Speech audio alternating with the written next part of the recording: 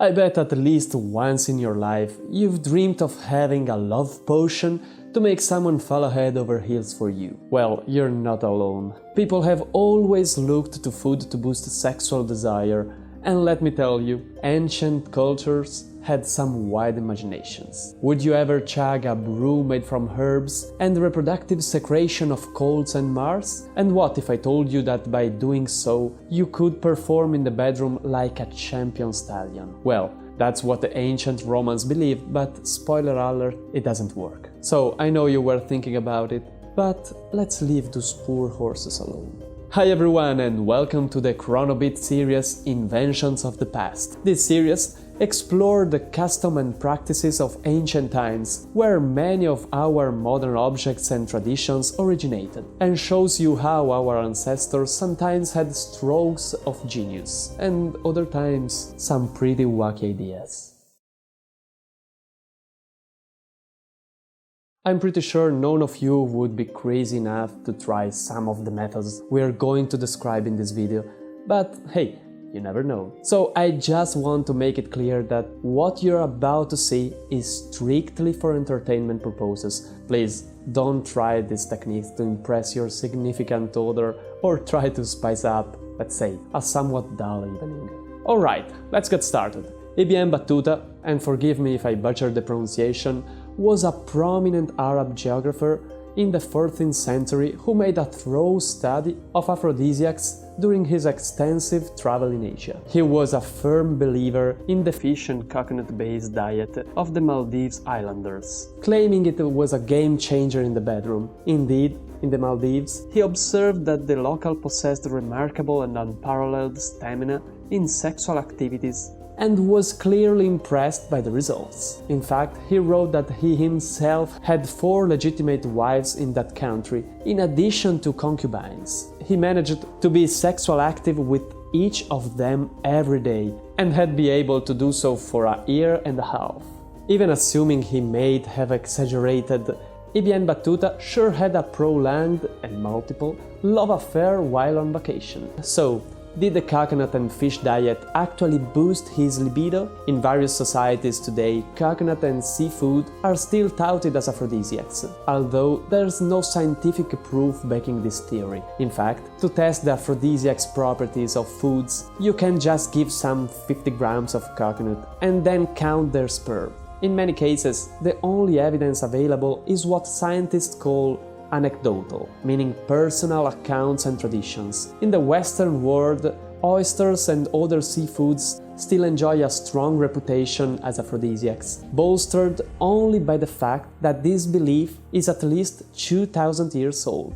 Imagine, it was so entrenched in the 2nd century AD that the Roman novelist Apuleio was actually brought to court by other suitors of wealthy widow for inducing her to marry him by offering dishes of cuttlefish, spaced oysters, sea urchins and lobsters. He even risked being sentenced to death. Luckily for Apuleio, he managed to get acquitted in court. It's also said that the Roman Empress Livia, the cunning wife of Augustus, sneakily added cantharides, a type of beetle, to the food of other imperial family members to induce them to commit sexual acts she could later use against them. Clearly, the ancient Romans took this stuff pretty seriously. Indeed, the story doesn't end there. The Romans used a wide array of herbs to boost the pleasure of lovemaking. They whipped up an erotic ointment called foliatum, made from Indian nard, an exotic aromatic plant from the valerian family, and they brewed a concoction called ippomane, which allegedly included herbs mixed with the reproductive secretion of colts and Mars, which theoretically was supposed to turn the man who drank it into a true stab. Both the Greeks and Romans also believed that a herb known as southerwood, a type of Roman wormwood, simply worked by placing it under the bed. Superstition? Or an ancient example of aromatherapy? Well, I'll let you decide. The oddities don't stop there. But before we dive deeper, hold up a second. If you're digging what you're seeing on ChronoBit, smash that like button and subscribe to the channel. It's totally free, but it makes a huge difference to us. Thanks a bunch, and now back to our topic. Believe it or not, even needles had their purpose. The oil was used as a lubricant, and some Romans, in truly desperate times I may add, would go as far as to rub their genitals with nettle leaves to get excited. I mean, de gustibus, as they would say. For those who might want to try out the Roman way, ancient Latin texts also recommend a number of more common herbs and vegetables. Martiale, a poet of the 1st century AD, wrote, "If your wife is old and your member is weary, eat plenty of onions." The Roman physician Galeno also had faith in onions. He prescribed powdered onion seeds mixed with the honey, to be taken on an empty stomach as a way to kickstart your sexual appetite. And the great gourmand Apicius recommended slow cooking onions with pine nuts. Well, I don't know if these techniques work, but if you want to give them a shot, I'm sure you've got some onions on your pantry. The aphrodisiac recipes of ancient Eastern cultures were usually more elaborated than those of the Romans. Wang Tao, an herbalist doctor from the Tang dynasty, included in his collection of secret recipes 4 solutions for the different seasons of the year, made with blends of powdered herbs bound together with honey to form tablets. Some men would take dozens a day to maintain their sexual potency. The Arabs had also concocted some systems of their own. In a 9th century manuscript, there are 2 sections titled Secrets of Women and Secrets of Men, with bizarre claims. For instance, there are ingredients listed for a product that arouses women's desires so much that they would leave their homes in search of sexual satisfaction, throwing themselves at men and seeking comfort. Sounds a bit over the top to me. But anyway, the ingredients were aged olive oil, orchid, garden carrot seeds, turnip seeds, ash of oleander leaves, burnt and powdered Indian cress, dry alum, magpie droppings, powdered willow leaves, and finally date peat.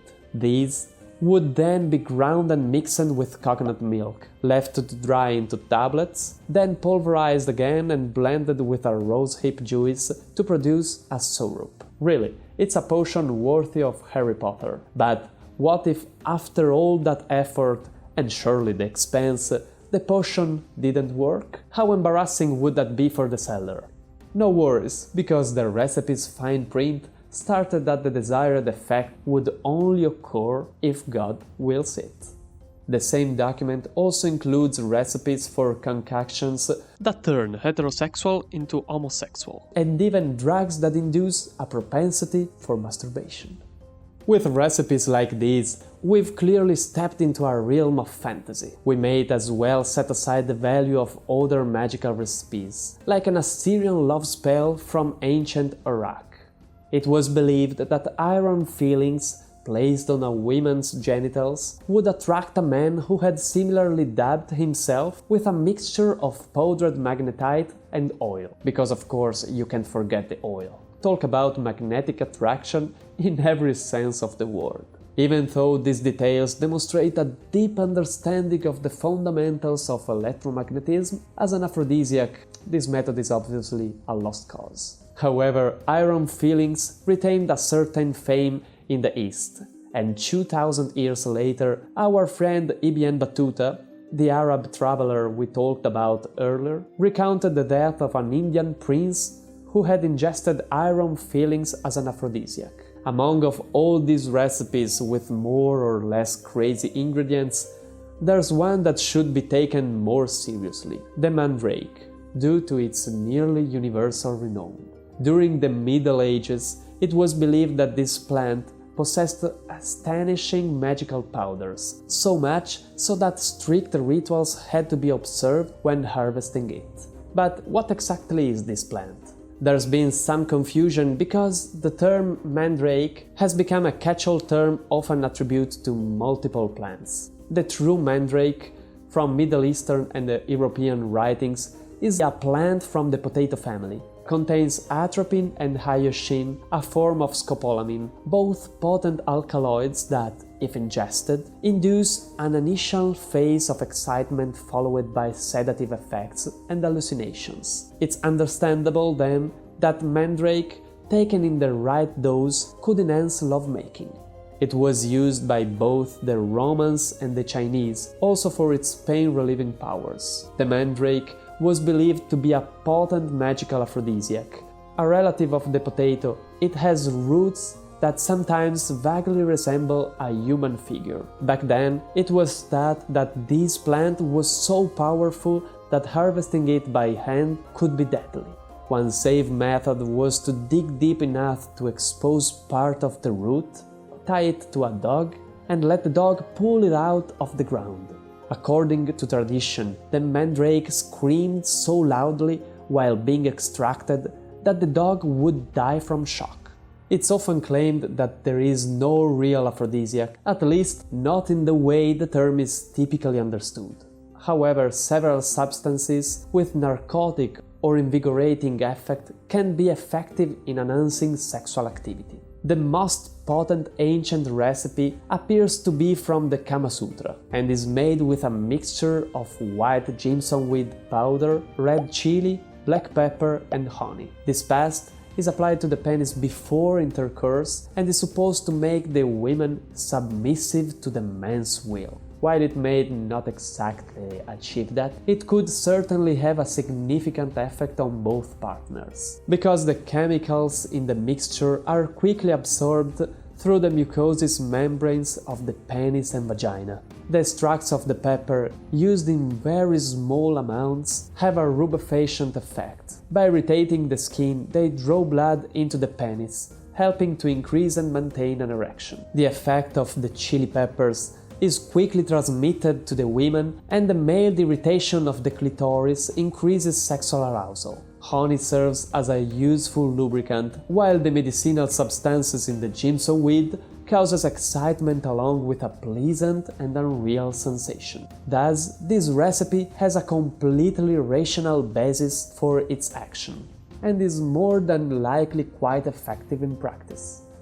Alright guys, that's a wrap on this video. Clearly, history hides many more totally wild methods, but in this video I wanted to share what I think are the most interesting ones. But if you know of any other bizarre ones that you want to share, drop them down below in the comments. If you liked the video, let me know by smashing that like button, and if you haven't already, subscribe to the channel so you don't miss out on all the other ChronoBit videos. Big hugs to everyone and see you in the next video.